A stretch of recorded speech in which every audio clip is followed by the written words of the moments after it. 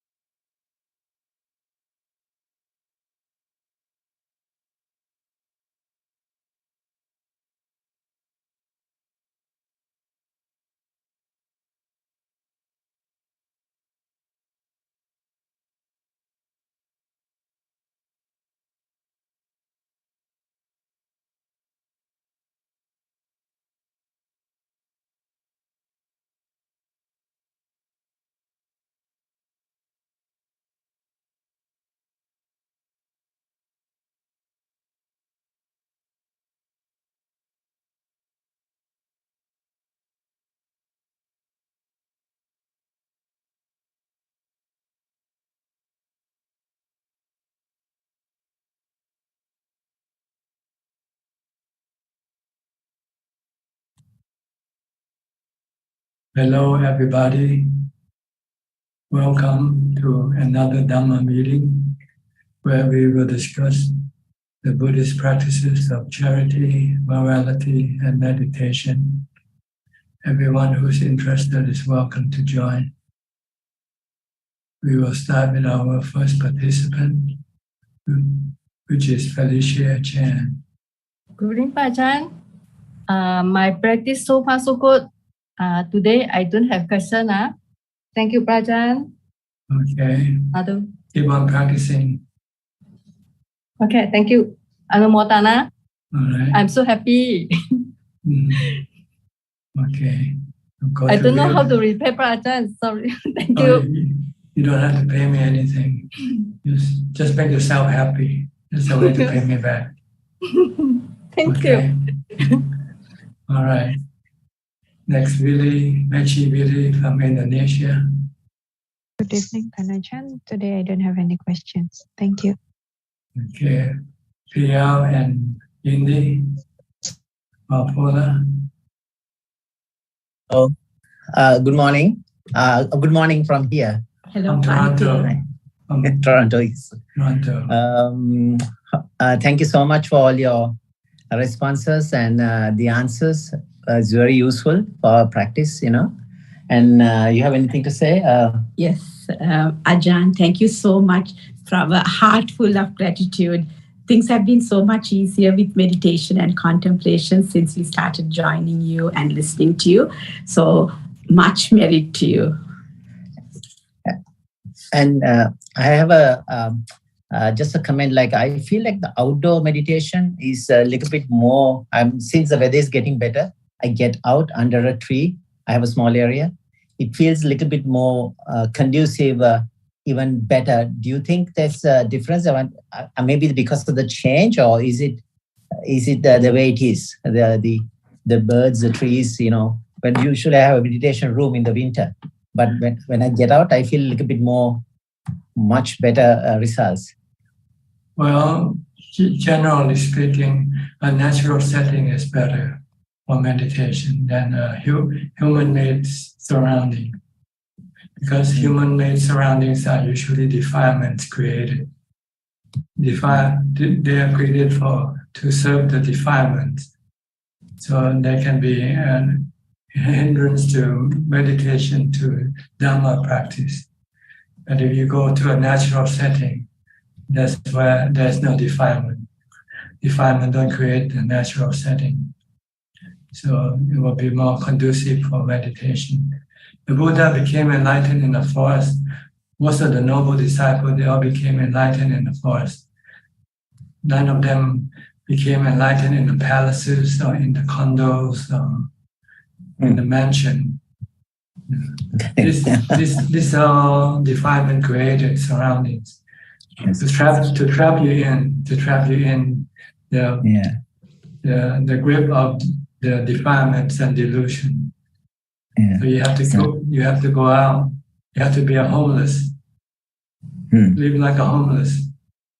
Then you can wander in the forest, and then you'll find that forest is the best place because nobody frequent the forest.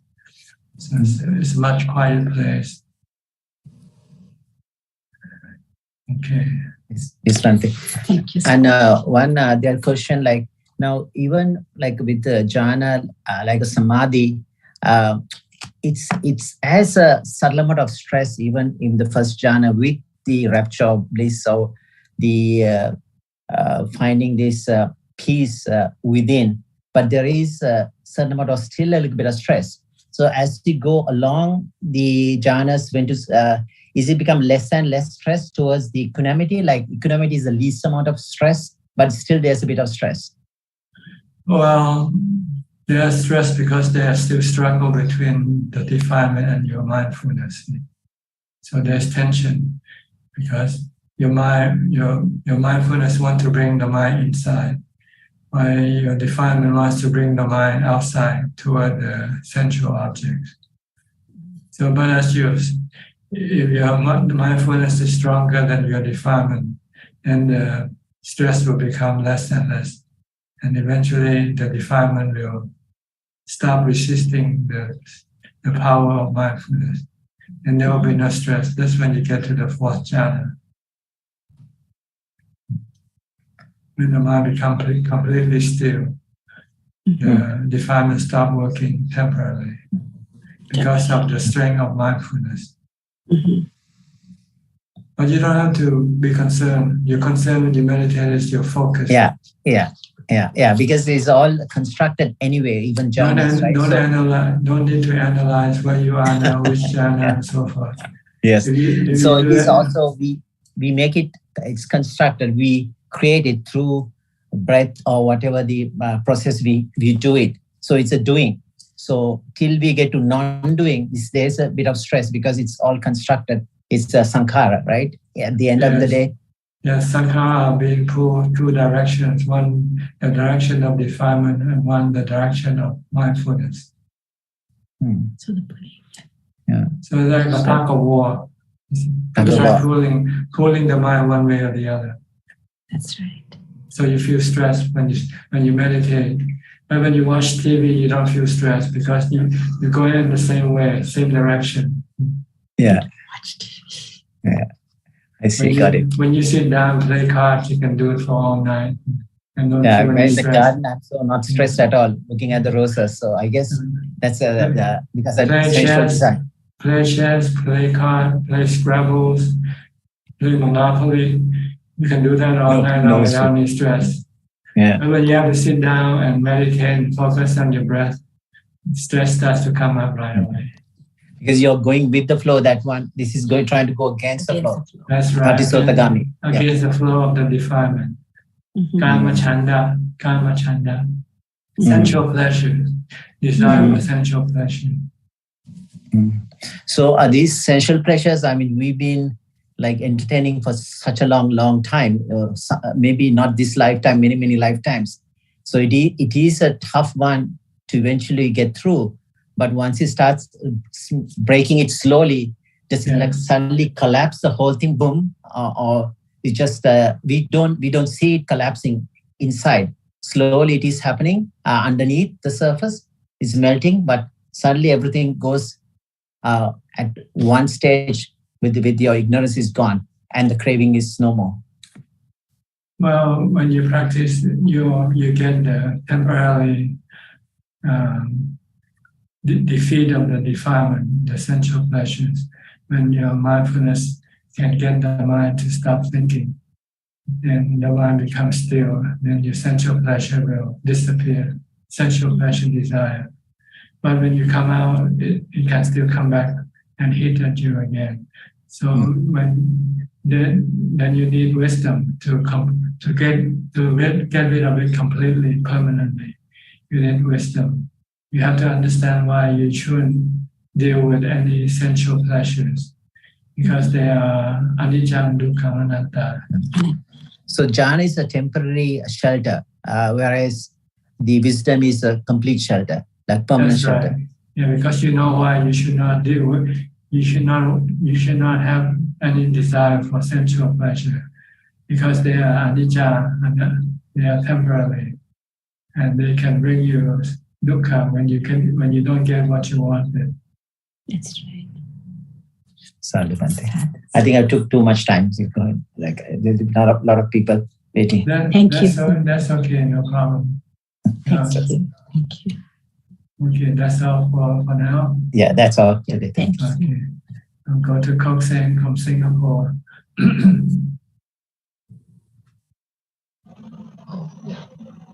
Good evening, Ajaan. I'd like to thank you for your advice given about treating my mother as a master, and myself and my sister who is now caring for my mother as a servant.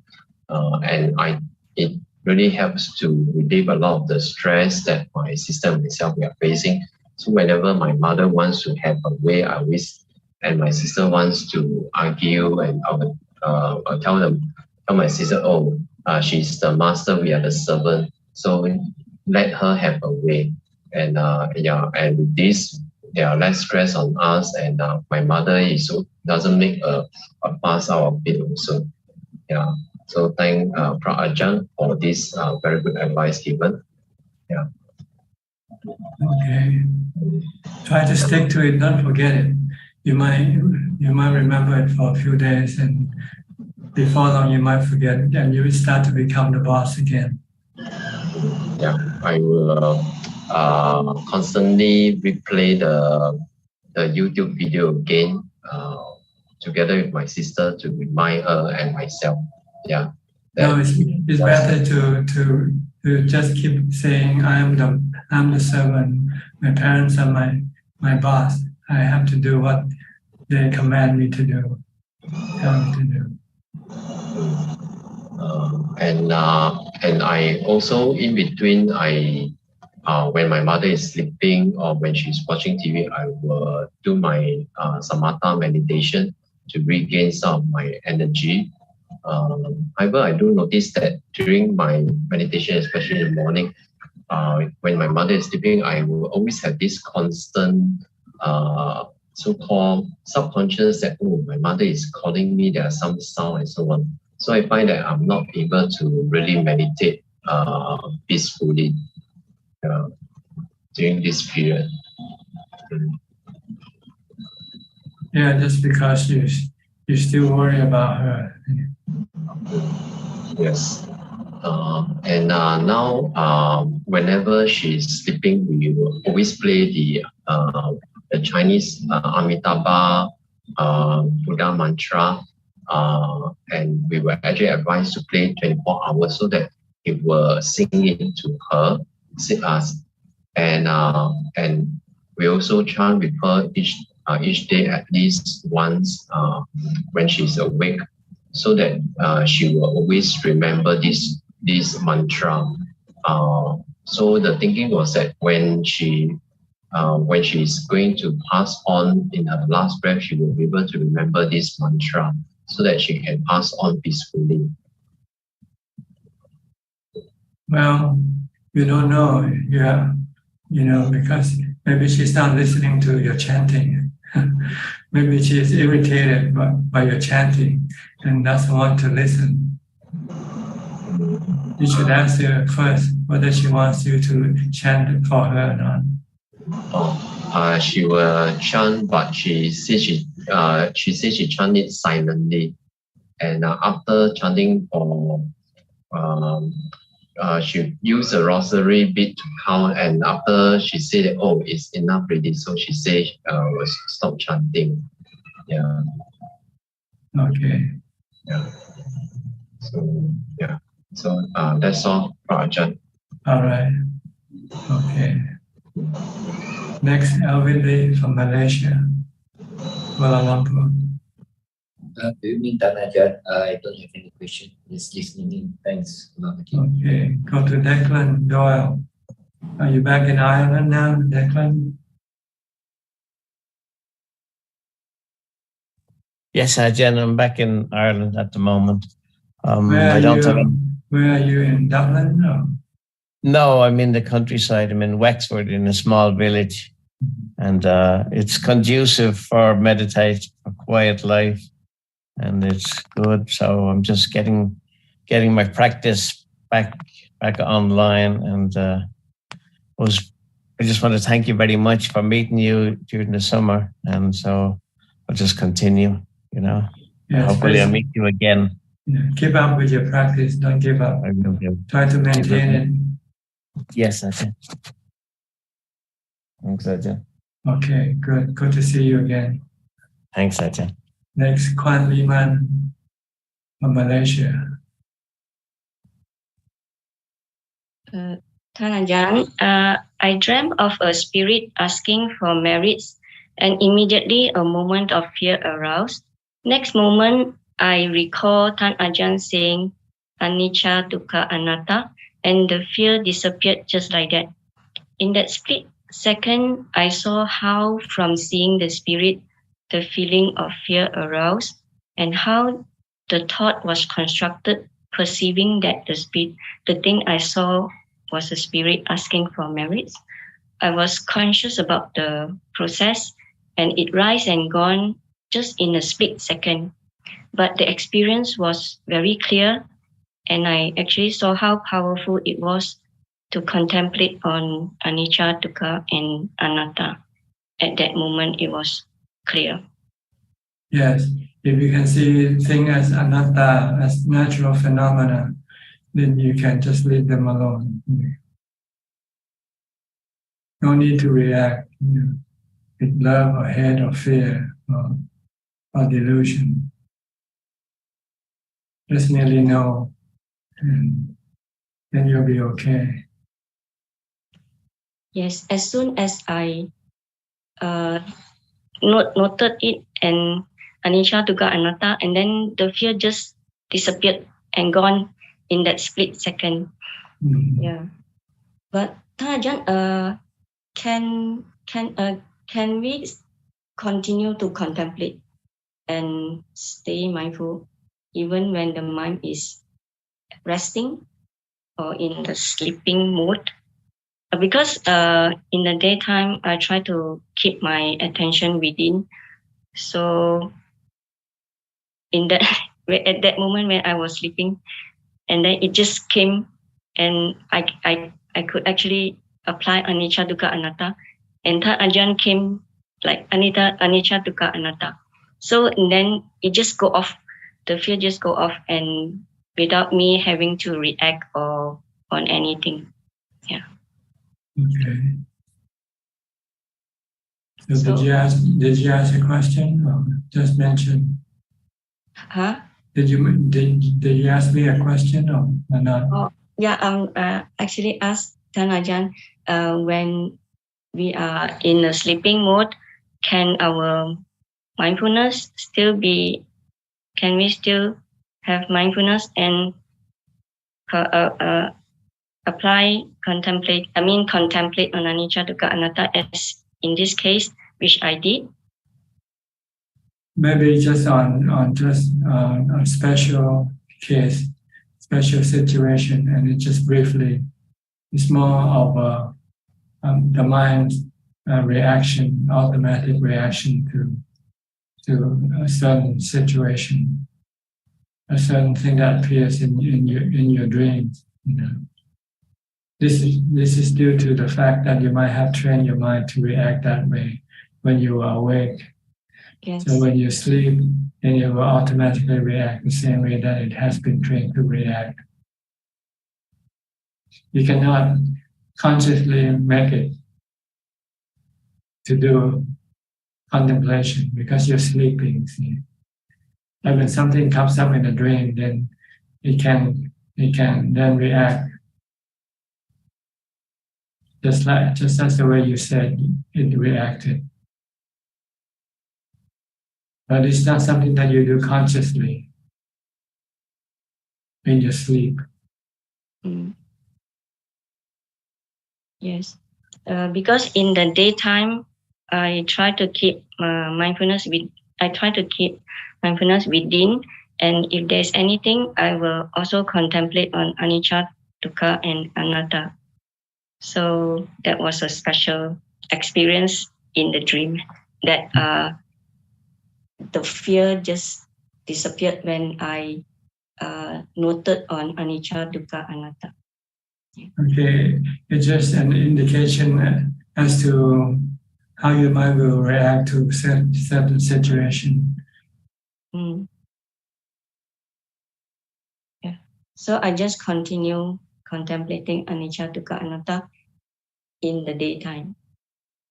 Well, you also need to do the meditation. Yes, I do. You have to divide about 50-50, 50 contemplation, 50 meditation.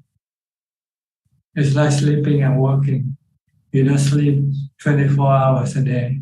You don't work 24 hours a day. You split between the two. The mind need time to rest, not working all the time. So you have to provide the mind the time to rest in meditation. And when you're not resting in meditation, then you can work, then you can do contemplation. Yes. So I also continue to do meditation. When I do sitting, during that period, I do not feel anything or think of anything. It just go empty and rest, like Ajaan say. And when I finish meditation, then it just get back to normal.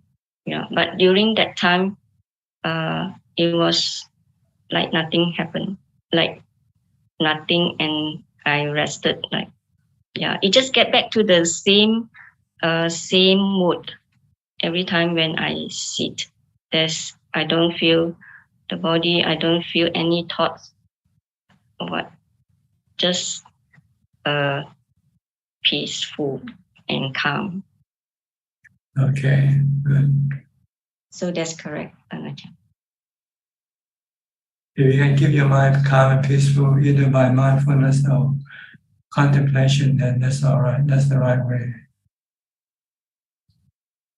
With contemplation, you get a more permanent peace than mindfulness. Mindfulness gives you a temporary peace of mind, but with wisdom, it can give you a permanent peace. Ajaan, can I ask another question? But sometimes I feel that my mind just switch off completely. At least like I'm not thinking of anything, but it's not like nothing happened.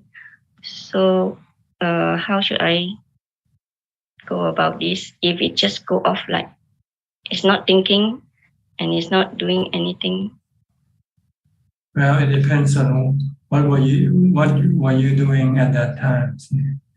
If you have to do work, you were working or do something. Yeah, even you if you might take a pause. You might take a pause. Your mind might just suddenly take a pause, and you just have to stop doing what you're doing, because you cannot do anything when the mind take a pause. Yeah, like for example, when I'm buying something, going to buy something, so I would just like buying, but I don't like thinking much about anything. It just like driving a car. It just when I tune on to the destination that I want to go, then it just go and it just complete what I need to do, and I wasn't like thinking much during that time. Well, the goal is not to think, just to know what you're doing. Yeah, know what I'm doing, but I'm not thinking of anything. It just switch off, like. Okay, that's good. So what do you want to do? Because it's like not thinking, it's not nothing. Yeah. So what? Is it good or bad for you? You have to ask yourself. It's good because I feel okay. Thank you. Well, if it's good, then keep it. Take care of it. Look after it. Okay. Okay. All right. Thank you, Ajahn. Okay. Alfredo from Sao Paulo. Hi, Bante. Hello. Hello. My meditation is good. How about your bike riding? Good too? No. I have to turn on the bike to battery, not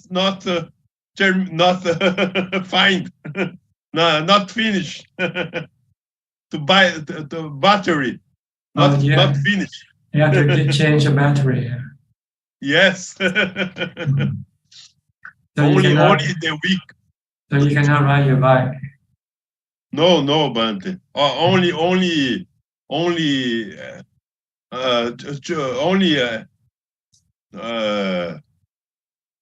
I like a lot, but I not ride very much. How often you ride your bike? On past I ride for 10 years on past, but now only once a time. This is for pleasure, right? Riding your bike is for pleasure, not going to the market or going to work or doing things with it. Yes, I think I am a meditation people, but I look for the journals, né, Bante? I like journal, né, Bante? It's my life, Bante.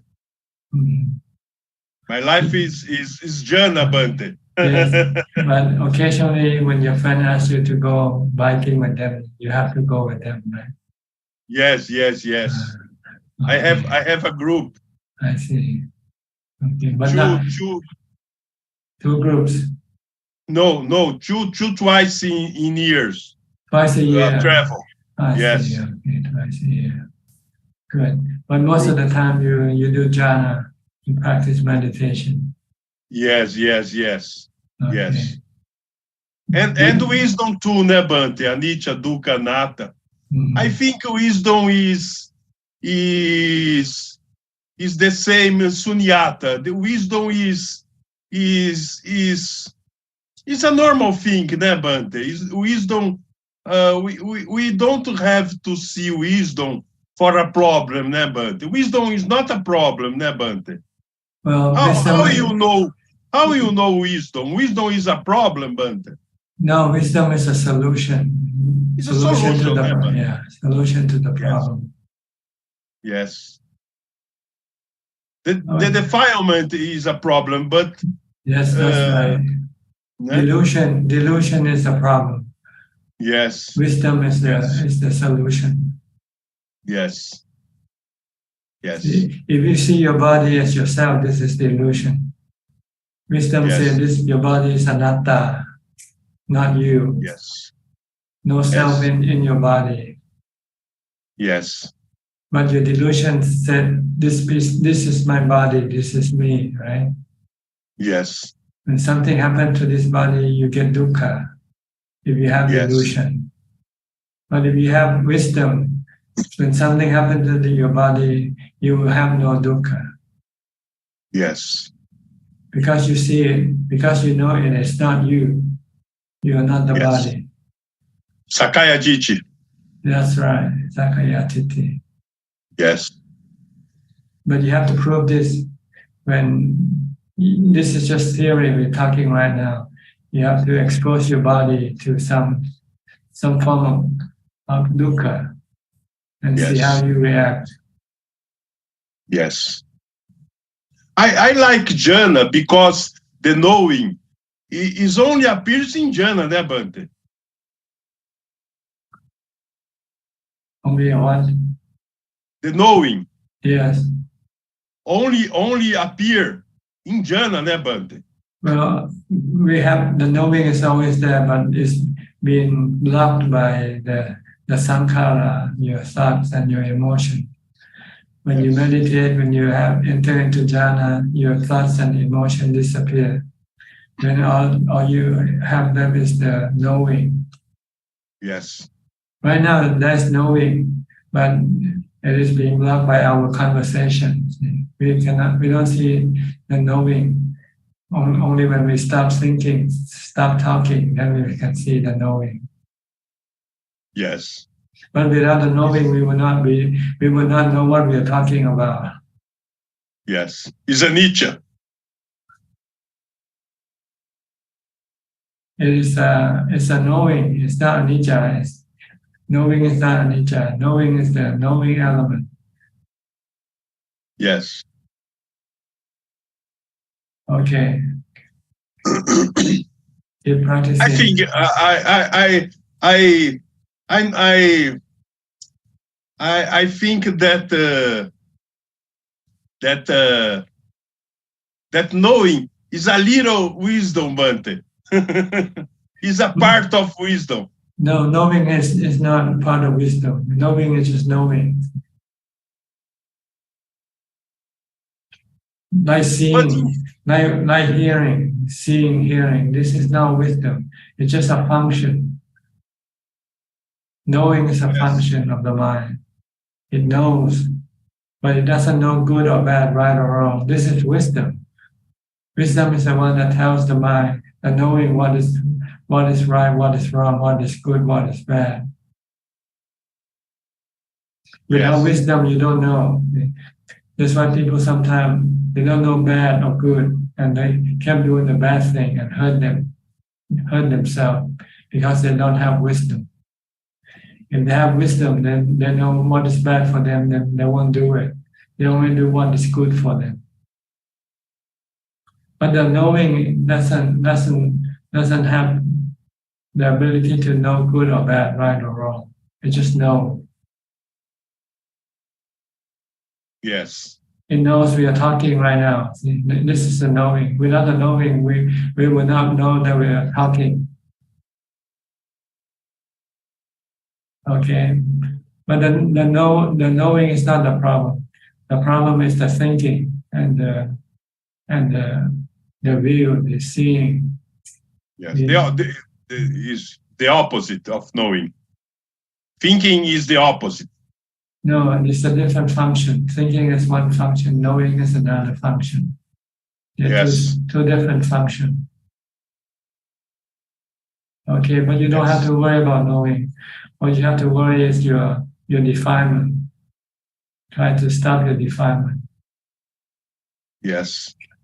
Okay. Yes, I understand a little, but a little. Okay. I understand a little. Well, you get to the knowing when you get into jhana. When you get to jhana, then you see the knowing. Yes, for jhana. Okay. Apana samadhi. Yeah. Yes. Okay. Okay. But what I said to you is the knowing and the wisdom don't have to be a problem, né, Bante? Don't have to be a problem. Is there several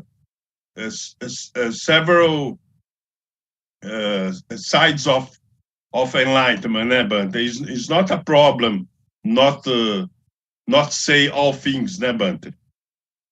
Buddha is perfect. The arahants is not perfect, so Buddha, but they are not defilements, né, Bante?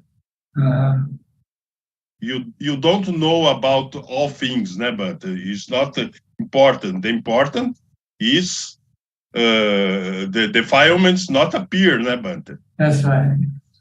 All you want to know is how to get rid of your defilement. You don't have to know so many other things. But some people know a lot more things than they have to know. But this knowledge are considered bonus knowledge. Yes. Okay. Okay, Bante. Thanks, Bante. All right, you're welcome.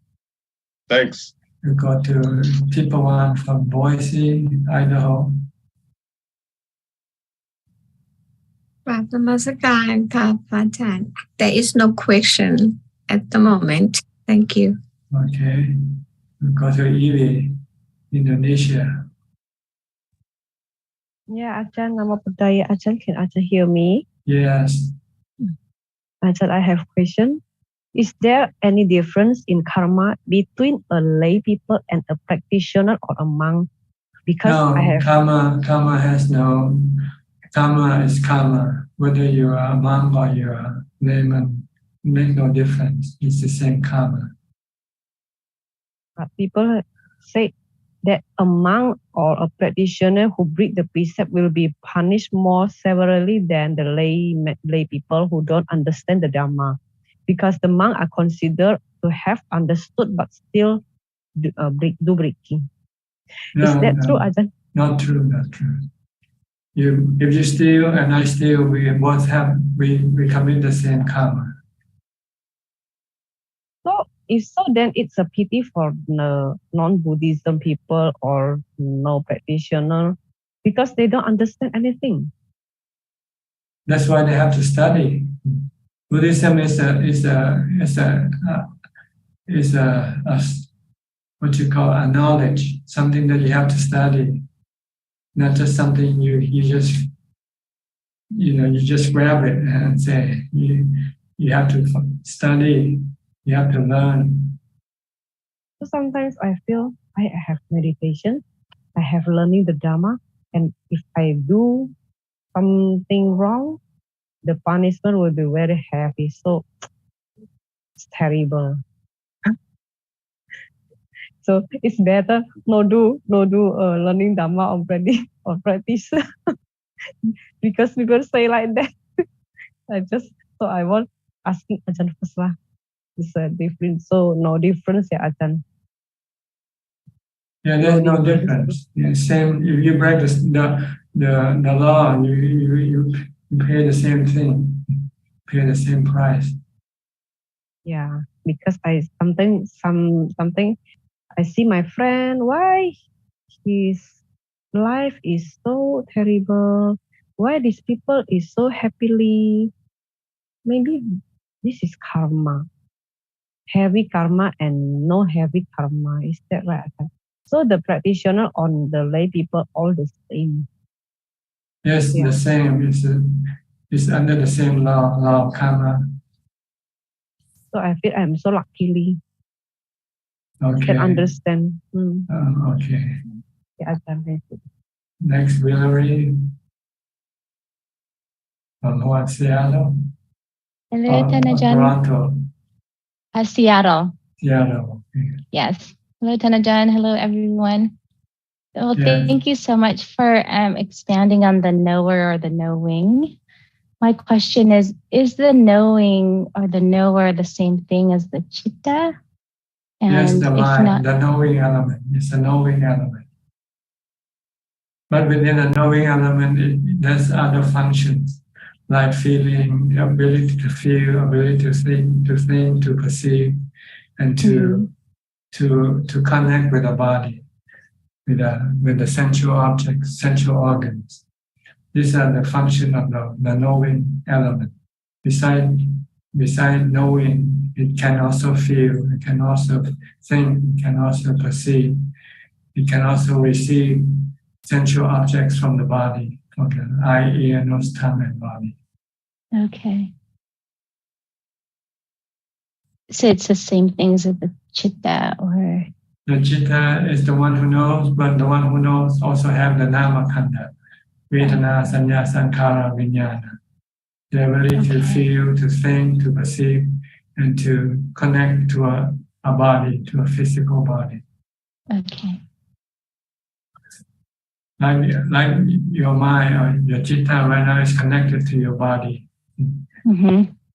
It has this ability to connect, so it can see what the eye see, hear what the ear hear, and it can also perceive what it sees, what it hears, and feel from having perceived what it sees or what it hears. It can feel good or bad about it.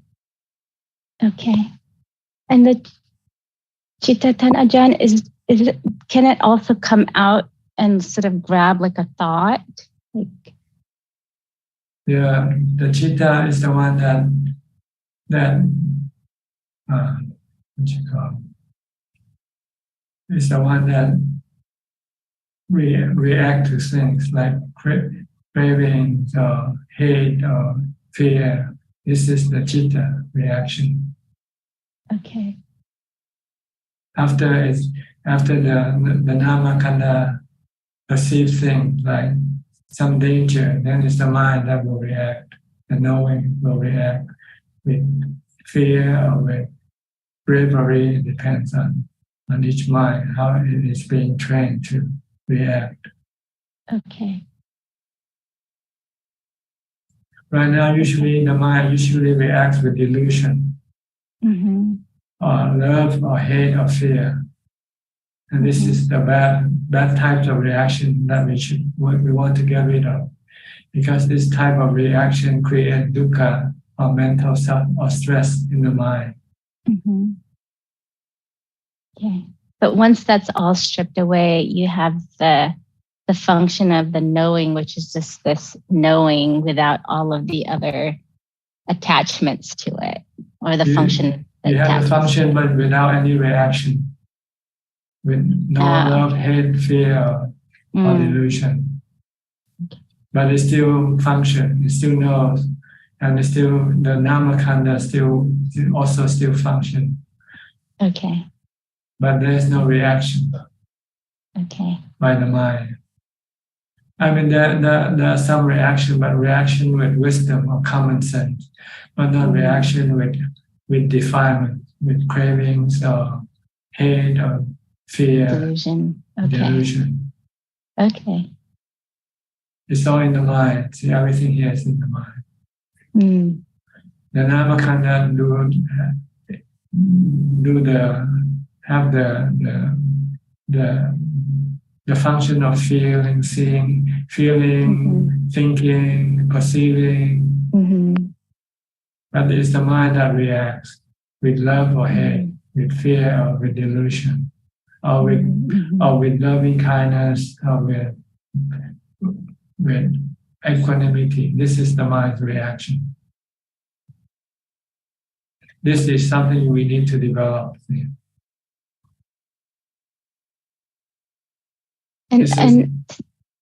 Go ahead, Ajahn. This is why we are doing the practice, to develop this good reaction and eliminate the bad reaction. We want to eliminate the love, hate, fear, and delusion reaction, and develop loving kindness, compassion, equanimity, and sympathetic joy as the way of reacting. See, our noble disciple will react with love, with compassion, with loving kindness, with sympathetic joy, or with equanimity. They will not react with love, hate, or fear, or delusion. Understand? Yes, Ajahn, thank you. That's where you want to go. That's where we all want to go. To react with the metta, karuna, mudita, ubeka. Not react with love, hate, fear, or delusion. Thank you, Ajahn. Okay. That is so helpful. Are you still meeting? Your group still meeting every? Yes, Ajahn, Wednesdays and Saturdays. I see. Any particular place or? So on Saturdays we have what's called now the triple gym. So it's in a gym setting at St. Mark's, and then on Wednesdays it's online with mainly with Ajahn Kovalo, and on Saturdays right now it's Ajahn Nisabo. Okay. Do you have many people attending the meeting? Oh, a lot, Ajahn. Yeah, it's blossomed so much since a year ago. So there's probably about 70 or 80 people that come in person on Saturdays, and then there's quite a bit that attends the Zoom meetings on Wednesdays too. Okay, that's good. Yeah. All right, good to hear. Yeah. Thank you, Tanajan. All right, you're welcome.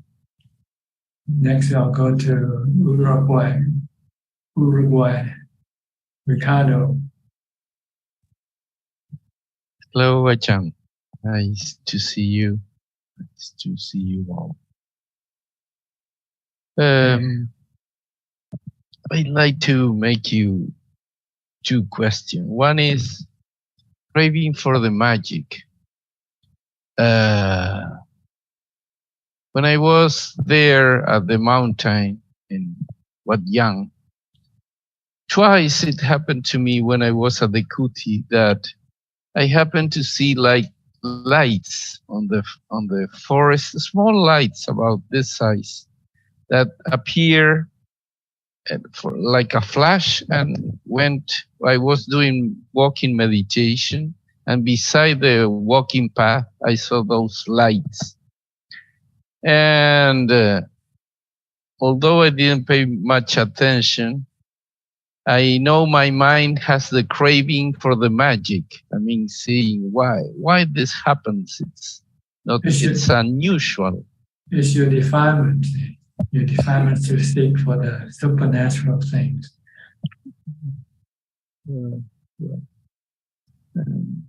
And why is that? I mean, I know it's not a bad thing. I mean, it's not making any harm to anybody, but our mind, like, it's searching, desire for all that. Because it hasn't found something better yet. Once it has found something better, then it stops searching for other things. So you have to get into jhana, then you stop searching for other things. Because the best thing is the peace that you get from jhana, peace and happiness that you get from jhana. Then from then on, you will lose interest in other things.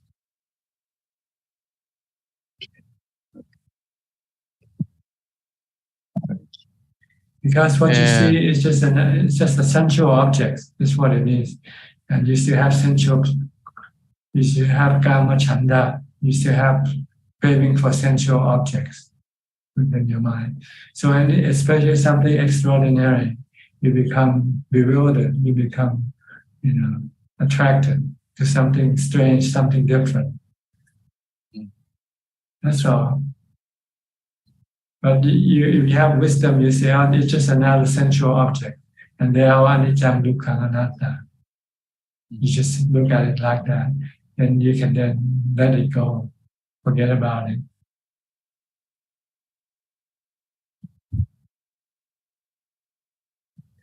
We watch too much movies and stories. Yeah, we many stories, ghost stories or IT, ET, extraterrestrial. Yeah. Yes. It's all imagination. It's all imagination. Okay. But once you have peace and from jhana, then you know this is the real thing. This is what you want. So you don't pay attention to other things. You just try to get into jhana as much as possible.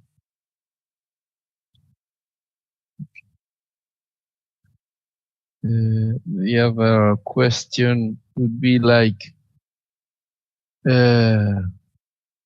actually I don't, although I took some courses at the end of last year from a university in Spain about Buddhism, I don't read much about suttas and Buddhism, as you said a moment ago, that we can learn reading from the Buddhas, that it can be studied also.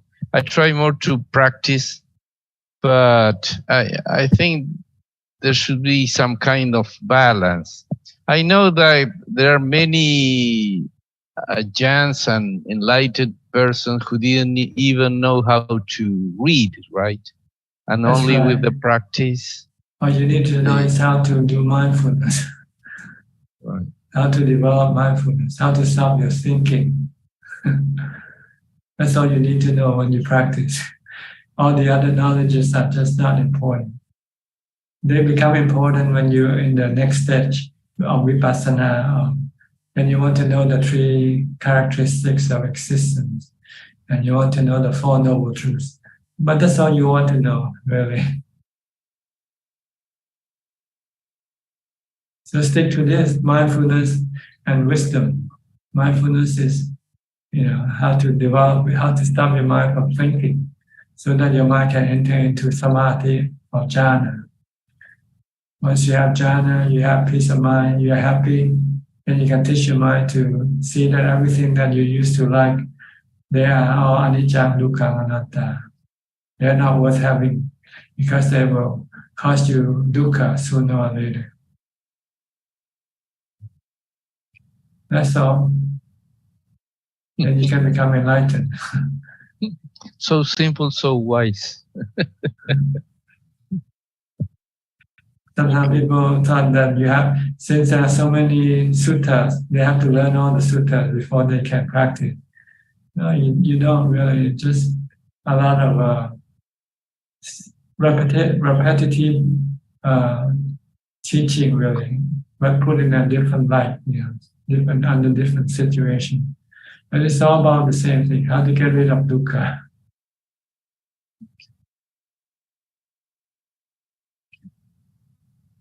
But when you practice, you don't have to know all these things. When you practice, you just have to know what sila is, what samadhi is, what panya is. That's all you want to know, the three things. Sila, samadhi, and panya. How to develop them.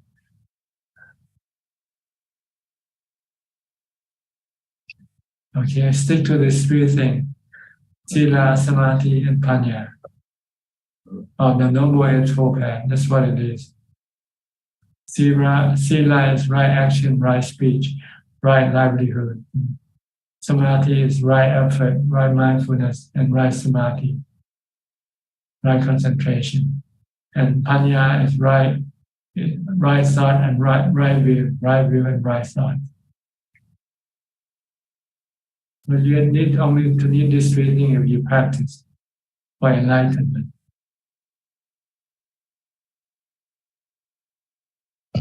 Okay. Okay. Thank you, Tanacha. Know your precept. You know your sila. What you have to keep. What you have to maintain. Do not kill. Do not steal. Do not commit adultery. Do not drink alcohol or any intoxicant. People don't like simple things. They like something profound because they don't have to do it in the practice. But with something simple, they have to do it, and they find it hard to do. Not to drink, they find that hard to do. Not to lie, it's hard to do. Not to cheat, it's hard to do. So they overlook the simple thing and go to the profound thing. But you cannot go up there, when you cannot do the simple things yet. Don't try to maintain sila, the 5 precepts or the 8 precepts. Then you will be able to practice meditation more successfully. And then you will have more, then you will be able to understand the Four Noble Truths and the 3 characteristics of existence.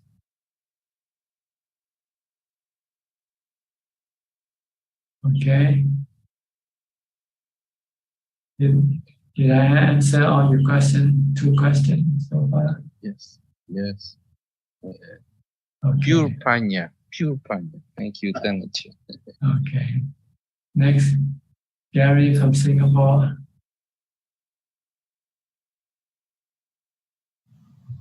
Good evening, Ajaan. No questions, just listening. Thank you. Okay. Go to Penang. Christine, go ahead. Good evening, Ajaan. These few days I continue listen to your Dhammatalk.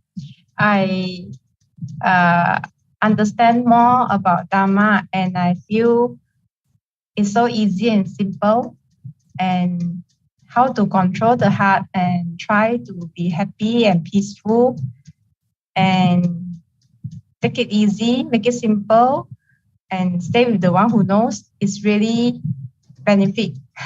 Then I understand that if we stay try to meditate, the heart will do, will have less energy, so it feel very light. That's all. Okay. The important thing is to stop your craving. Okay, that's the goal of our practice. Sila, Samadhi, and Panya are the tools for us to use to stop our cravings. If you have Sila, Samadhi, Panya, and you still allow your cravings to run all over the place, then this is useless. You want to stop your sensual pleasure craving for being, craving for not being, because they are the one that cause you dukkha.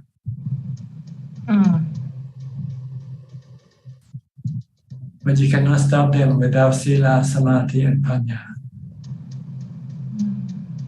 Okay, first you have to acquire the tools. Once you have the tools, then you have to use the tools to get rid of your defilement, your cravings. Yes. Tanajan last week said that try to maybe practice or having 8 precepts, so less how do I say less craving. Yeah. Less craving. Okay. All right. Is that all? Yeah. I will try to meditate more. I feel very light and I feel very peace. Yeah. Okay. Yeah. Thank you. And when you come out meditation, you should eat less, drink less, consume sensual object less. Okay. I will try to control and keep remind myself that eating just to fulfill the hunger. Yes. And don't watch any entertainment or music if it's possible. Wasting time. Okay. Thank you. Okay, Belinda from Singapore. Hello, Ajaan. I wanted to ask you about relics, like the teacher's relics. Yes. These are bones that turn into stones. That's what it is, just stone. Relics are stone. And it only happens to the bones of the Arahant. And the reason is because the Arahant mind is pure. So this pure mind can then somehow cleanse the bone and made it to become stone,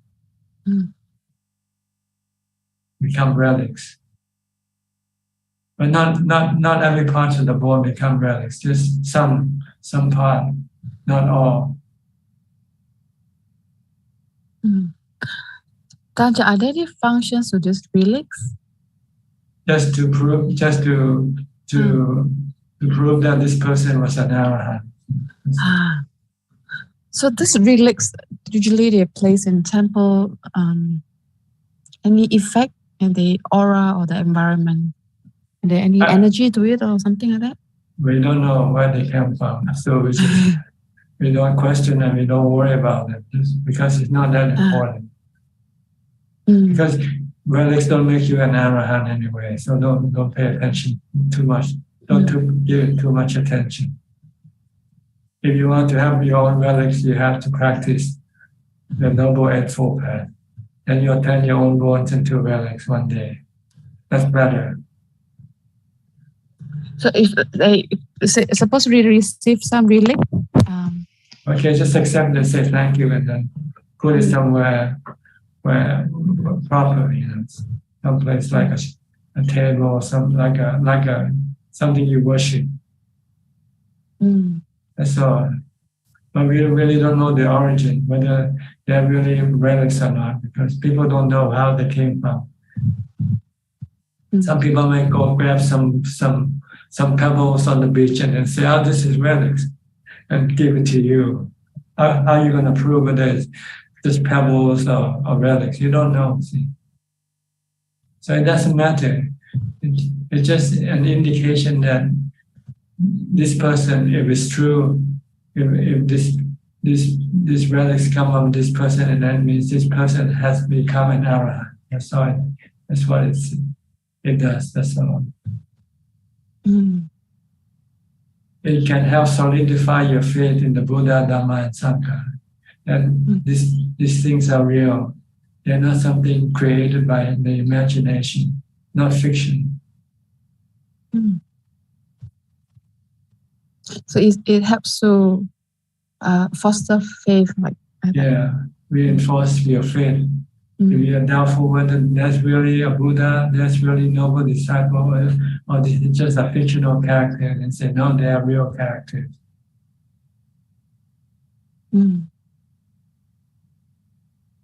Okay. Also, sometimes we receive like lompo tuat, like a small amulet. They say I'm not sure if it's amulet, like a Buddha statue called lompo tuat, I don't know, but they say it helps to protect us from accident. And is it okay to just wear it like a gift, or just like a gift, a souvenir? It has no magical power. I see lots of people having this thing and they die in automobile accidents, in plane crash, they drown. This thing cannot prevent death. I guarantee you that. Yes. If they can prevent death, then they will probably be very popular and be sold all over the world. And the whole world will be overpopulated with people not dying. So if our karma is due, then no objects could protect us. When it's time to go, you go. Doesn't matter what you have with you. You don't take anything with you when you go. Yes. So don't worry about this thing. Just worry about your practice. Sila, Samadhi, Panya. Morality, meditation. Okay, that's the most important thing that you should focus your attention upon, not anything else. Thank you, Ajahn. All right. Philip from Malaysia.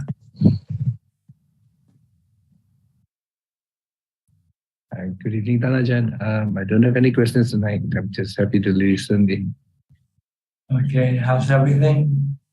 Everything is good. Everything's good. Adeline is listening in the room together with the younger one because they're school tomorrow. But everything is all good. Yeah. Okay. The younger one listens to your Dhammatalk like a bedtime story. Good. Yeah. All right. I'll go to Kafai then. Kafai from Malaysia also. Good day to you, Ajahn. I have no question for tonight. Thank you. Okay. Celia from Peru. Right, Lima, Peru. Yes, perfect. Good evening, Tanajan. I have a question about meditation. Like, my mind has been quite restless lately, and I cannot concentrate in breath meditation and in Buddha and in Metta as I was doing the last months. So I switched to the 5 recollections, really doing more contemplation. And in the part of death, I spent quite a bit of time just recollecting that it is sure, that it is certain, that I'm not going to go with anything from this life. So I spent some time doing this. And then I do a Subha. When I finish the 5 recollections, I go to a Subha because, well, I've had some certain issues with sense of desire. So I think that will help. So when I finish my meditation, that is more around 1 hour, I have a bit of calmness and peace, but I have the sense that I should be doing rather breath meditation or metta and calming the mind and then do contemplation, but it's just very difficult. It's just not working that way now. So could you please advise? Sometimes you can use contemplation as a means of calming your mind. If your mind is real restless and you cannot concentrate on your breath or on a mantra, then you might want to use contemplation. But you have to contemplate on something like death, or the 32 parts of the body, or something like this. Like you say, the 5, what you say, aging, sickness, and death, separation. Yes. This thing will calm your mind down, and calm your mind down, but not to jhana, but calm it down to normal. Bring it back to normal, so that you can then use watching your breath as a means of getting you in deeper. In order for you to go deep into jhana, you need to watch your breath on reciting the mantra only. And then sometimes when I'm doing the 32 parts or contemplating that, then my mind becomes very still, and I just don't want to continue doing the 32 parts. I just want to stay there and watch the breath. You should watch your breath. Once you can watch your breath, then keep watching your breath. Because if you don't watch your breath, your mind won't go any deeper than that.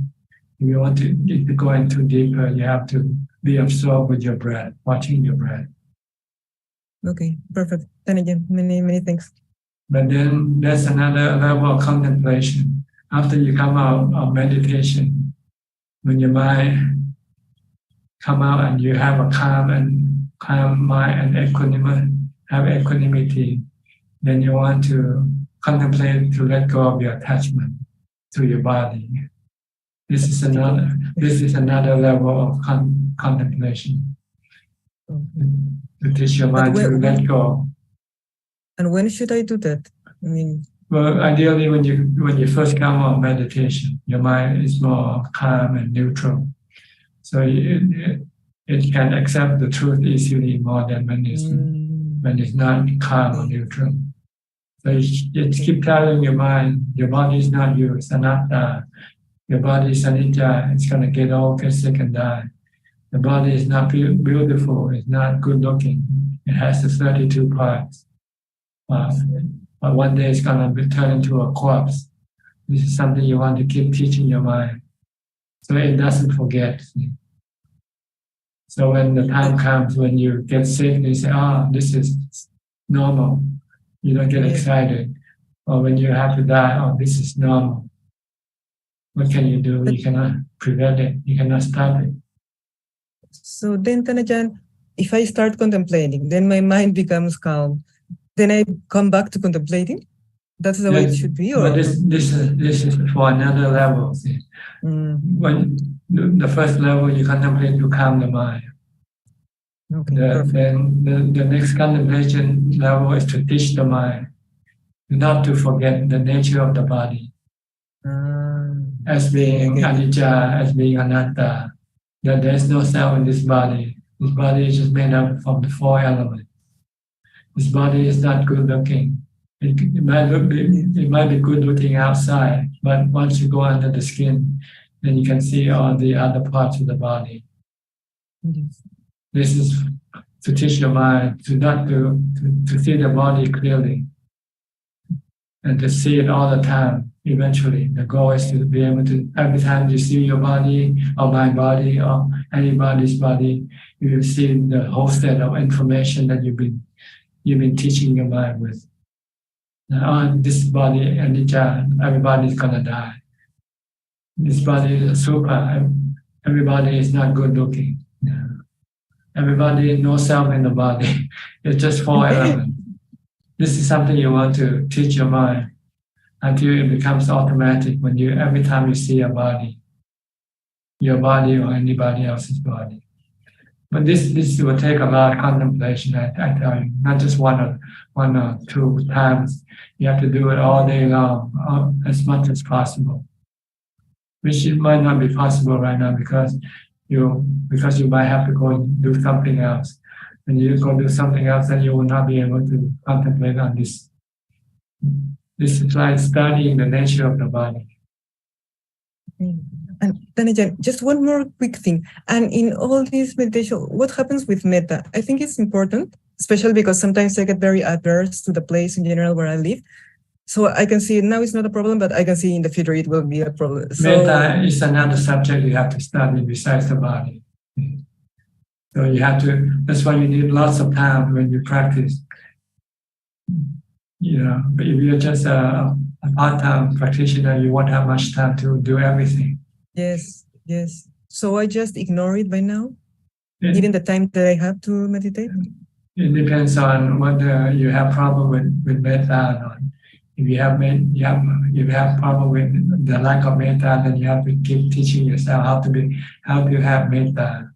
Metta means to forgive when somebody hurt you. If you can forgive someone, this is metta.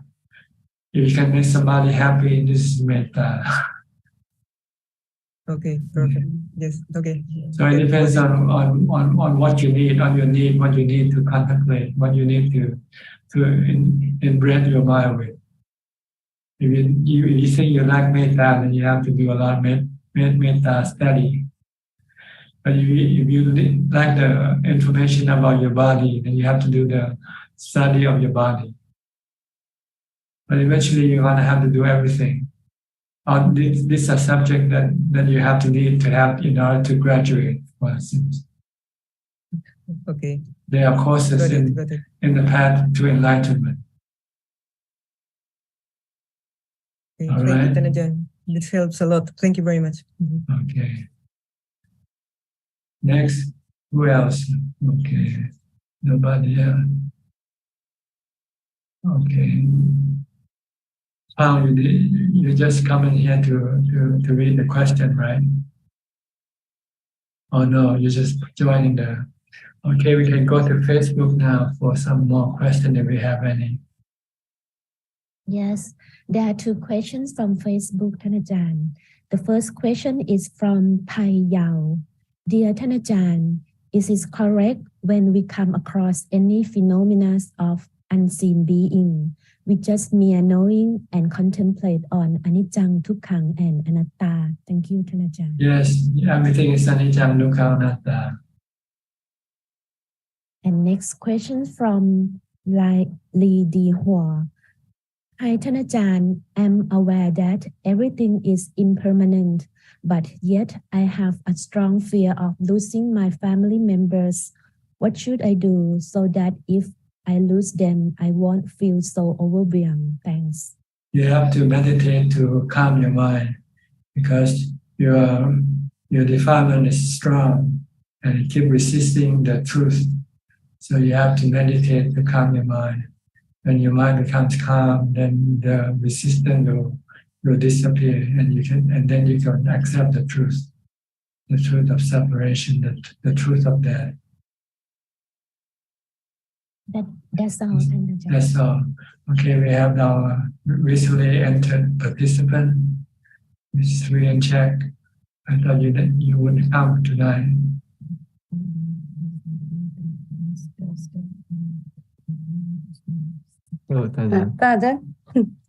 Okay, you can speak now, Sri. Ajaan, I'd like to know what's the difference between nekama and viveka. Nekama. Yeah, and viveka. Viveka. Viveka. Nekama means to abstain from sensual pleasure, like watching TV, entertainment, and things like that. This is nekama. Viveka is to go into seclusion, to be alone in a quiet place. Viveka. So they go together. If you want to have nekama, you usually go to viveka. You go to stay in a monastery, or go live alone in the forest. When you go live alone in the forest, it means you have viveka. Yeah, okay. And you practice Nekama because there's no television for you to watch, no refrigerator that's stocked up with all types of goodies for you to consume. Then you are practicing Nekama and Viveka. Okay. Yeah. All right. Thank you. They go together. Okay. Not necessarily, but usually they go together. But sometimes you can take your phone with you and you're alone, but you can still use your phone.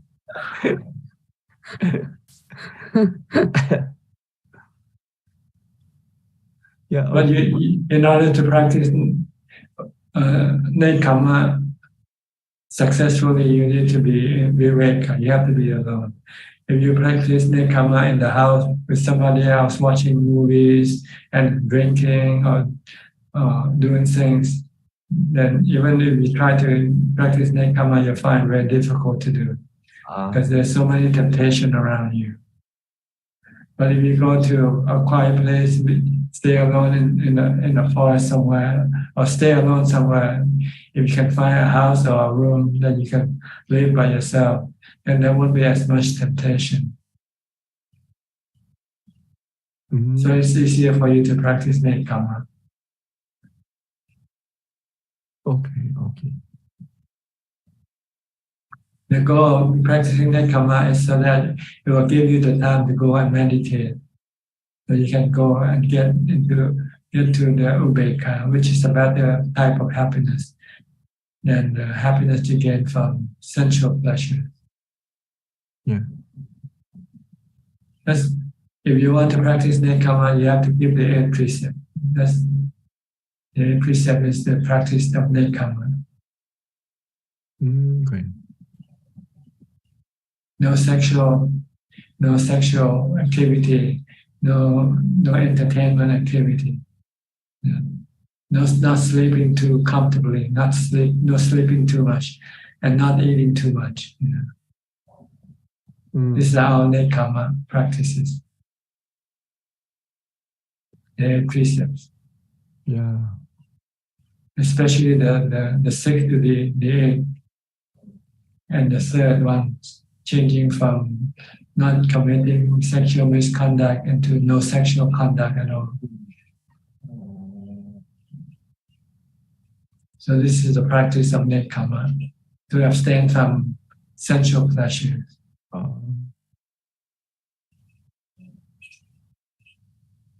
Okay. Yeah, very clear. Thank you, Ajahn. And you check, you have anything? I just heard from you just now that you said the knowing is also a function of the mind. I always thought that the mind has 4 functions. The Vedana, Sanya, Sankara, Vijnana. Yeah. And the knowing also. But we don't call the knowing the function because it knows it. But we can use the word function, right? Without the knowing, then we won't know what we are thinking, right? When you say someone has to know what you're thinking, right? And that's knowing, or the one who knows. Without the one who knows, then you don't know what you're thinking about. Yeah, that's true. And you won't know. We don't want to mention the one who knows because it's not the problem. The problem is the Vedana, Sanya, Sankara, and Vijnana. That's the problem. But the knowing doesn't. You said that the knowing doesn't know good and bad. You have to use the wisdom to teach the. Right, because right now the knowing is being under the influence of the delusions. It's just the knowing to react with love, hate, fear, delusion. So you want to teach the knowing the other way, not to react with love, fear, hate, or delusion. By seeing that everything that it comes into contact with our anicca, dukkha, anatta.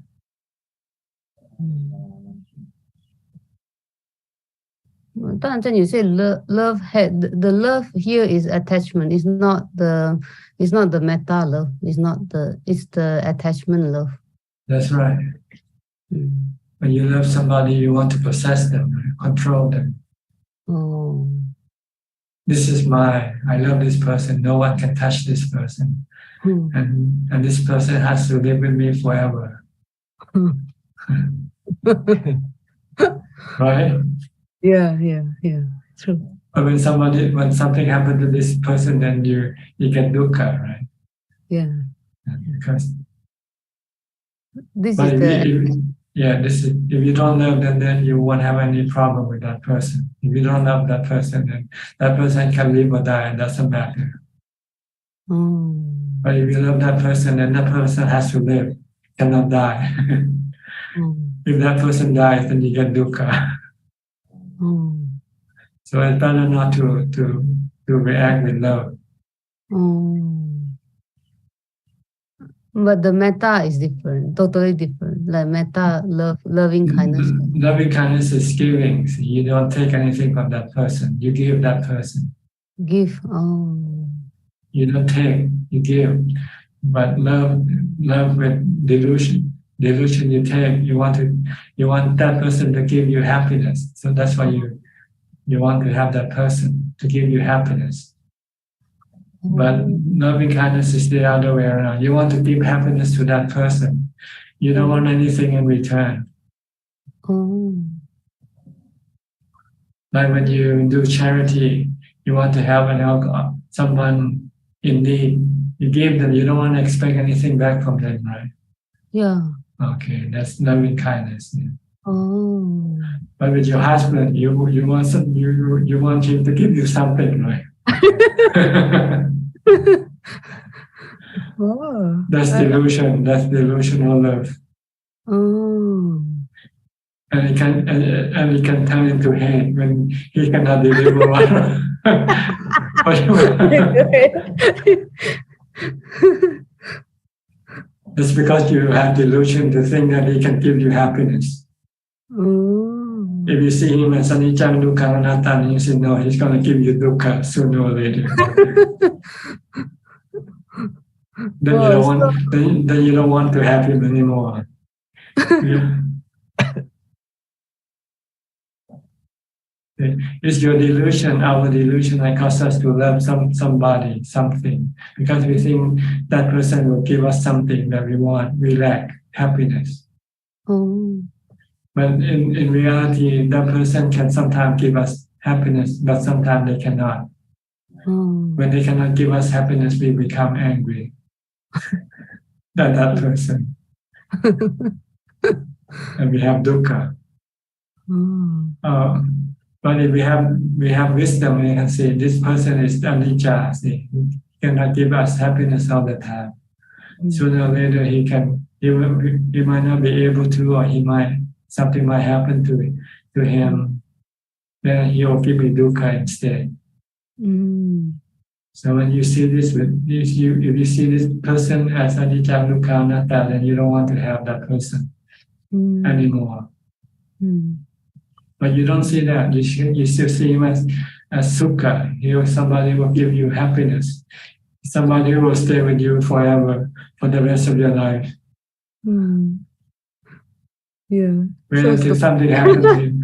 Like 2 weeks ago when he could not speak. What happened? She felt peace, actually. You have to worry now. What's going to happen to him next time? Will he recover or not?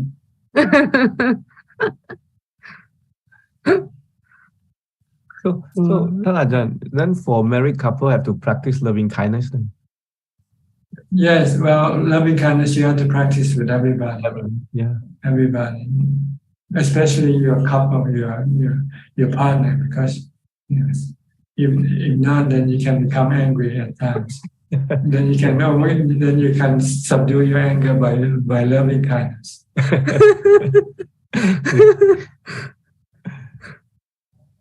Without loving kindness, you cannot subdue your anger. When you have a loving kindness, you can forgive that person. And say, okay, I forgive. Then your anger will disappear. Okay. I really like you make it so simple, Ajahn. Like the love is like the attachment love is take, and then the loving kindness love is give. Like so, yeah, it's such a distinct that you give such a distinct explanation, and yeah, it's so simple and so good, Ajahn. So yeah, it's the truth. It's the truth. Oh. I never really thought of it that way. Yeah, it's actually taking and giving. Loving kindness is being Santa Claus. You don't Everybody expect. Santa Claus give, right? He doesn't take anything from us. He comes on Christmas Day and give us. He doesn't take gifts from us. So you should be Santa Claus every day, not just on Christmas Day. That's what the practice of mindfulness is about. To be Santa Claus every day.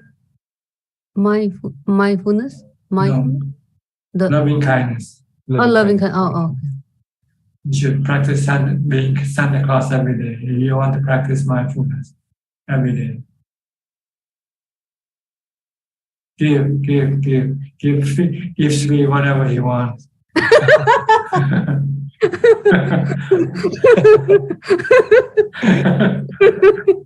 Then he'll love you forever. The reason why he hates you because you don't give him what he wants.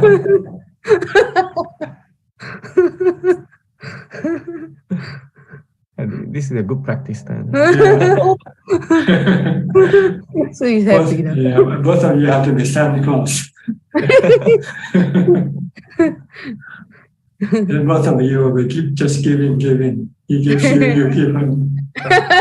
Nobody takes anything from anybody. Love that, Ajahn. Okay. Anything else? We have Disaya from Thailand. Do you want to speak, Disaya? Good evening, Thanajan. Today I don't have any question. Okay, just watch it, listening. Okay. I'll go to our gentleman with the Chinese character I cannot read. What's your name? Hello, I'm Call. Oh, Paul. Yeah, Call. I'm from Malaysia. Okay. What can I do for you? Yeah. I think, can I just share with Ajahn what I understand and what I have practiced so far for the Dharma?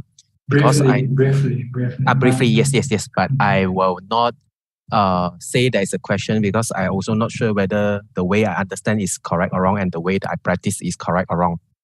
Okay. Then there's two parts. One is the Dharma in my daily life. So I think a few weeks ago I have joined this section and I'm taking care of my father and I have some doubt on it. So Ajahn helped me on say that my father is a master, I'm the servant. So I fine tune a bit. I will advise and let my father to decide what are the decision, whether he want to do it or he don't want. Okay. Then second thing is, as a lay person, what I understand from the Dharma is, as a lay person, normally I want to solve the problem. But in Dharma, it's not to solve the problem, but it's living with the problem. By right, for the lay person, we call it problem, but in Dharma, I think that's the natural. So just living with the natural. It's both. If you can solve the problem, solve it. If you cannot solve the problem, then just live with it or leave it alone. Okay. It doesn't mean that you don't solve problem. You solve problem if you can. But if you cannot solve, then you just leave it alone. Let it solve it by itself. Let the problem solve by itself. Okay. Then second thing is on the meditation part. While meditate, I keep mindfulness and I feel peaceful. So I try to apply it on my daily life since I wake up. But Well, I want to try to keep it since I wake up until the whole day. I force myself to keep mindfulness. I force myself. I will feel boring. I will feel boring of that. Then after that, I will change my mind. I just keep whenever I remember. Then I will just leave it. Then I feel more better. Okay, if you feel better, that's okay. Also. I think I keep mindfulness is the time is increasing. But I try not to force to keep mindfulness, because if I force, I will feel boring. Okay, just do what you can. Okay. Yeah, that's all. Is that all? Thank you, Ajahn. Okay. All right. Sulan from Singapore. Hello, Ajahn. Nice to see you again. Okay. Yeah. How are you? How am I? I'm feeling a bit tired. Yeah, because I've been waking up very early, like since the Taiwan trip, and then after the Taiwan trip, I joined the retreat. Yeah, I wake up early. Then I feel very sleepy. Okay. Yeah. Then yeah, I felt good after the retreat, because I got to learn the 4 Brahma Viharas. Yeah. Mm-hmm. Are you take the retreat online or in person? It was in person. In person. Then it's a 3-day retreat. Then it's from 9 a.m. to 5 p.m. But so it's not a stay over retreat. So, I see. Yeah. So did you find peace while you're in the retreat? Day 1, I kind of kept sleeping. Like I kept dozing off. Then after that, I slept earlier that night. Then the next day, and day 2 and subsequently day 3, I felt more peaceful. What did you have to do there during the retreat? Meditation all day long, or do you do some other activities? So during the retreat, we have we listen to Dhammatalk. Like the Ajahn Kaicha actually share with us the techniques, and then after that talk like share about the 4 Brahma Viharas in depth. Then after that we will have 45 minutes meditation. So it is like a 45-minute meditation, then take a break. Then after that listen to his talk, and then have a break like that. So how many times you meditate during this retreat? How many times? During the one day, how many times you meditate during the one day retreat? I think morning, then afternoon, and then late afternoon. So I think it's around got 3 times. 3 times. 45 minutes each time. 45 minutes. To 45 minutes. Yeah. Okay. And your retreat is what 8 hours long? 9 a.m. to 5 p.m. Yeah. Okay. 9 to 5 plus 3, 8 hours. But I didn't meditate like the full 8 hours. Yeah, because in between like teachings. And you have to travel from your house to go to this retreat every day. Yeah, for that trip, we will travel to the venue, and then we like join for the retreat. Then it's like got quite a few of the people over there. Then they also provide lunch, vegetarian lunch. Yeah. Then did you find beneficial for you? Did you get any results for your practice? yeah, I find it beneficial because like I was quite surprised that I could sit like almost 45 minutes because normally if I'm at home, then like 5 minutes I open my eyes. Yes, it's called peer pressure. See? Yeah. Yeah. Then my sister is like next to me, and if I open my eyes, I can see like everyone is sitting. Yeah, so that's the peer pressure there. Yeah. Then yeah, I also remember Ajahn. Ajahn, you mentioned that we should try not to move. Then I tried not to move, and yeah, just stay still and receive. Yes, when you first learn how to meditate, you might find it useful to meditate in a group because it kind of forces you to do the meditation. But eventually you want to be able to do it on your own because you want to do every day if it's possible. Because to get good results, again, you have to do regularly, not just day retreats. You know. Retreat is just a way of to kickstart your practice. But once you get your practice started, then you should keep doing it alone, but at home or wherever you are. If you want to advance, you know, to progress, then you have to keep on practicing, not just wait for a retreat. Eventually, you don't need a retreat because when you can meditate on your own, then there's no need to go to a retreat. Because you can get better result when you meditate alone. And you can do it anytime you want. Oh yeah. And actually during the retreat, I find myself like I keep wanting to go to the pantry and take some snacks or like drink water. I don't know why I like keep going to the pantry. Yes, your sensual pressure, cravings for sensual pressure.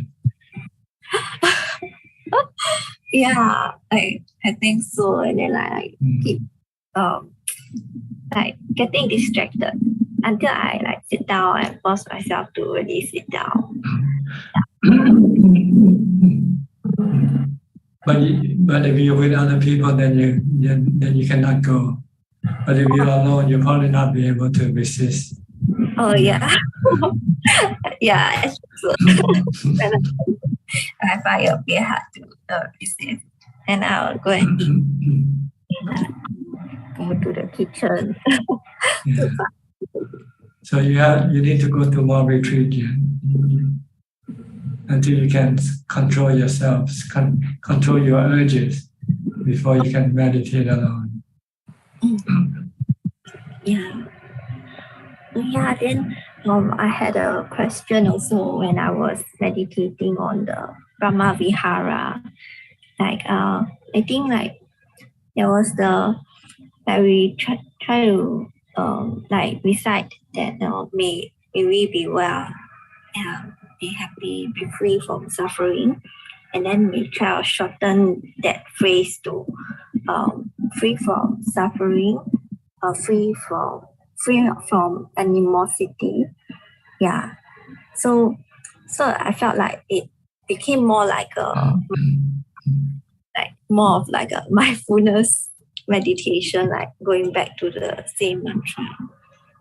So I had that doubt whether like am I like for Brahma Vihara meditation on metta, am I supposed to have that strong feeling of like joy every moment when I recite, or is it like or is it I just keep going back like as a mantra?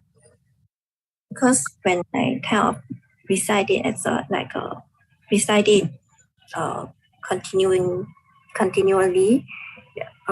it felt like a mantra, and I also feel peaceful from it, but not necessarily the joy that comes up from that time. Well, this is if you use it as a mantra, it will get your mind to become calm and peaceful.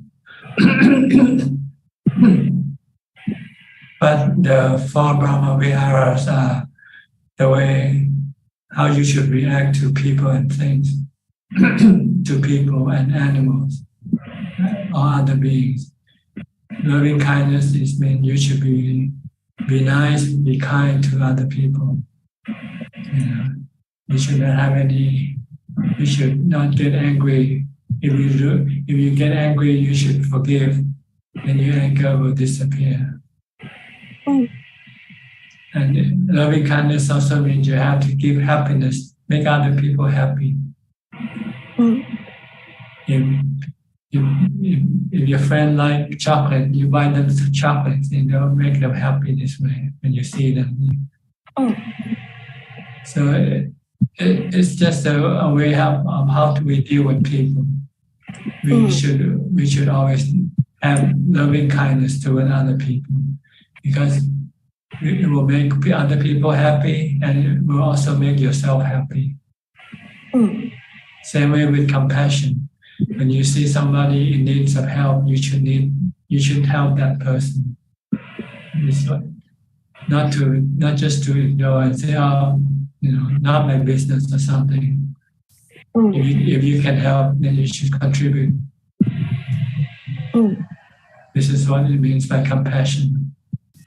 And sympathetic joy is when somebody has a promotion or somebody get married, then you should show your appreciation by congratulating them. Send them flowers or send them gifts or something. And the fourth one, equanimity. If you find that you're in a situation in which you cannot do anything, then you should not feel bad. You should just say, this is the way things work sometimes.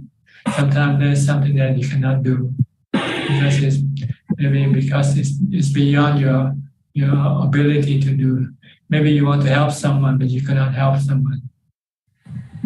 Then you should not feel bad. You should just say, this is the way karma works. So you protect yourself from hurting yourself or feeling bad.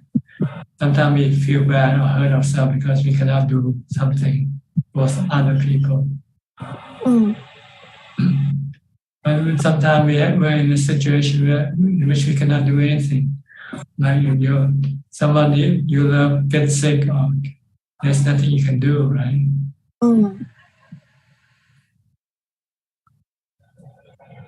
So you shouldn't feel bad because sometimes you cannot do things for other people. So this is the way to practice the four Brahma Vihara. When you meet people, when you interact with people, you should interact with loving kindness or compassion or sympathetic joy or equanimity, depending on the situation.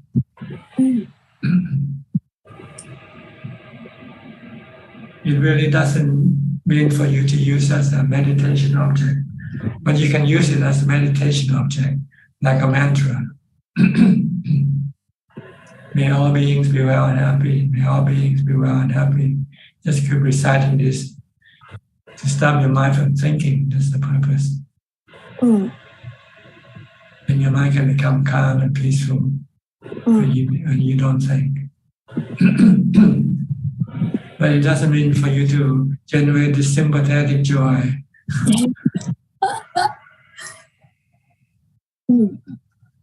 If you love someone and you see that someone is happy, you'll be joyful with them, right?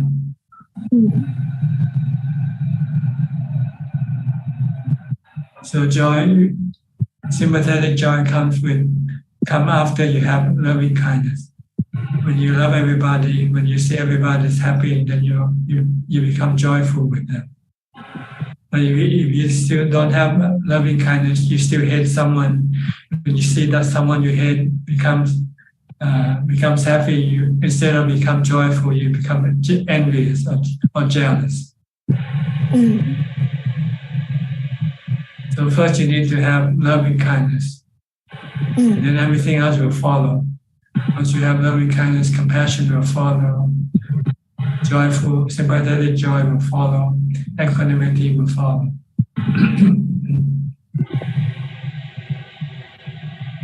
Actually, it's the other way around.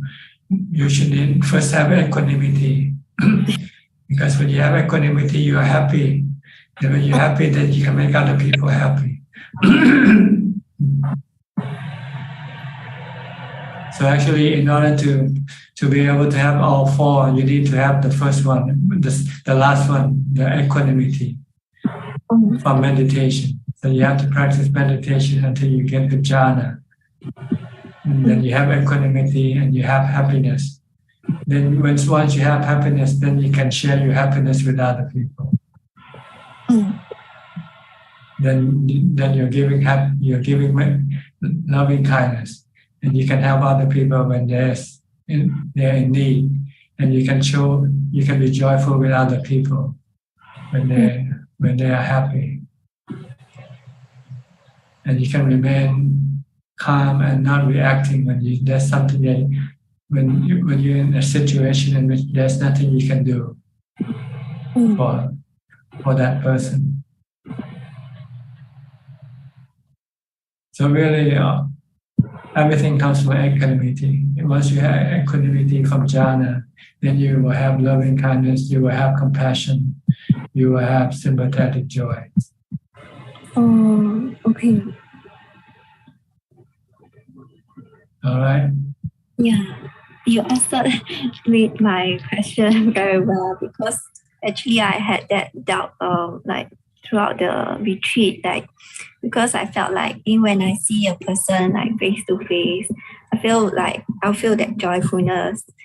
But then when I'm trying to sit and meditate and say I wish that person well and happy, that joyfulness is not it does not keep on coming out. It's it was more like a mantra. Yeah. So okay. Thank you, Ajahn. Help to clear my doubt. All right. I think everybody has asked.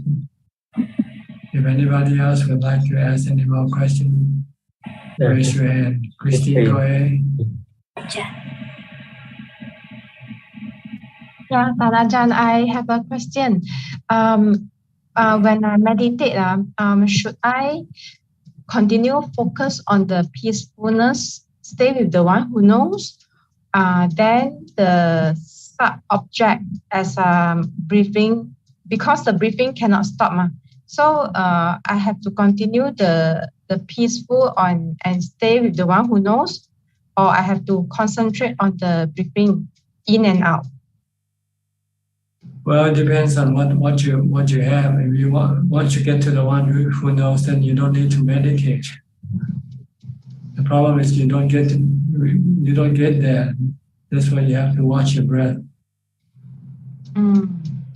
If you're still thinking, then you don't get to the one who knows yet. Thinking about the one who knows is not meeting the one who knows. It's two different things. What do you mean by the one who knows? You will actually see the one who knows, or you're just thinking about the one who knows? It's just like awareness inside the heart. Then I feel awareness and stay happy and peaceful. Without any thought? I stop the thought.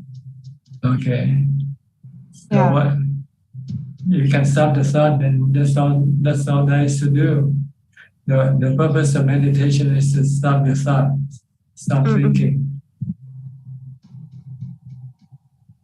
when you stop thinking, then your mind will become peaceful and happy.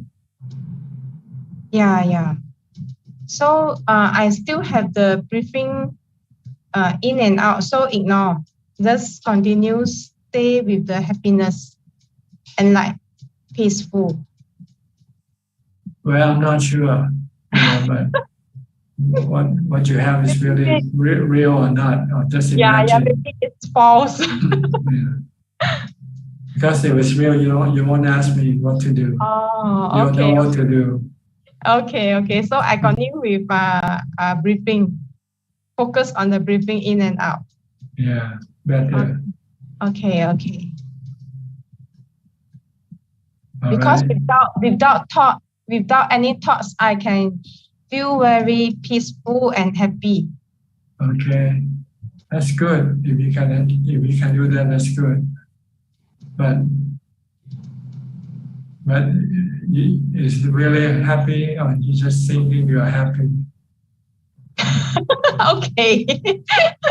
Okay, maybe I should try and error, continue, try meditate. Okay, thank you. Okay. Kula from Facebook. Okay. There are 3 more questions from Facebook,ท่านอาจารย์. First 2 questions from Alex Excel. The first question is, Dear ท่านอาจารย์, I have a problem to be mindful when I move fast or doing things fast. Does that mean that I only need to move slow to be mindful? Thank you. Well, you can try move slow and see whether you can have more mindfulness. You have to try it out for yourself.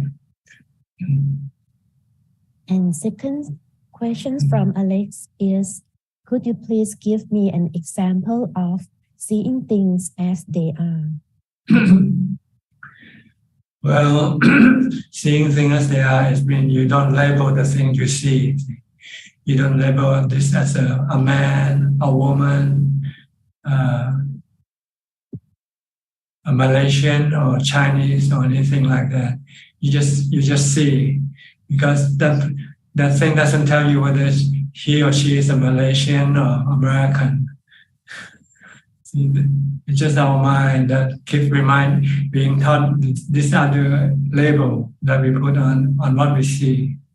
In what we see, we just see pictures. We just see images. That's all there is to it. Next question from Payal and Indira Vanpola. When you say about metta and forgiving someone who has done wrong to you, you forgive them, but reconciliation is not mandatory, it's optional, right? Yeah, when we forgive, we don't have to tell the person we forgive that person. It's just that we no longer feel any enmity or anger toward that person. But as far as reconciliation is concerned, it depends on whether that person wants to have reconciliation or not. If that person wants, then you can give that person what he or she wants. But normally, to forgive is for our benefit, so we don't carry any more anger inside us. That's all. And last question from Sion Chanpiran. Hello, ท่านอาจารย์ครับ. How do I increase my focus through meditation? Thank you. Just do more. Do from the time you get up. As soon as you get up, focus on something, a mantra, or watch what your body is doing. Just you have to put in a lot of time. That's all, to increase your focus. The more time you put in, the more focus you will have. That's all, ท่านอาจารย์. That's all. Anybody else?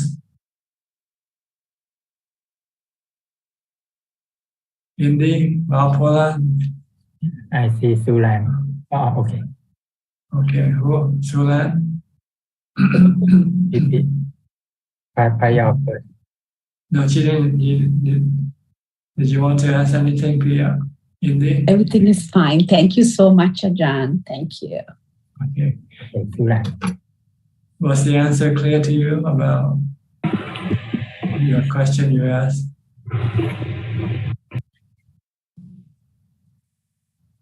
Okay. Yes, it was clear. All right. Okay. And go to Sulan. Sulan, did you want to ask any question? Yeah, actually, I saw the news that the Thailand was it's actually very hot right now, like 50 degrees. So not really a question, just wanted to ask, are you okay? Because Oh, where I live is not that hot. It's usually around 30, 33, 34 degrees. Okay. It's in the northern part of Thailand, the northeastern part of Thailand, which gets to about 40 degrees. Oh, that's good to know. Yeah, where we are is near the coast, so we have sea breeze coming in, so it's not that hot. That's good. That's good. Okay. Yeah. All right. Anybody else? Okay, maybe that's about it for tonight. Thank you for your participation. I hope this meeting can benefit you and help you advance in your practice. In the meantime, please stay safe, stay mindful, keep on practicing, and if all goes well, I'll see you all at the same time next week. Thank you and goodbye. Thank you, Brother. Thank you, everyone. Thank you. Thank you, everyone. Thanks, Amy. Bye. Thank you. Thank you so much, Ajahn. Thank you.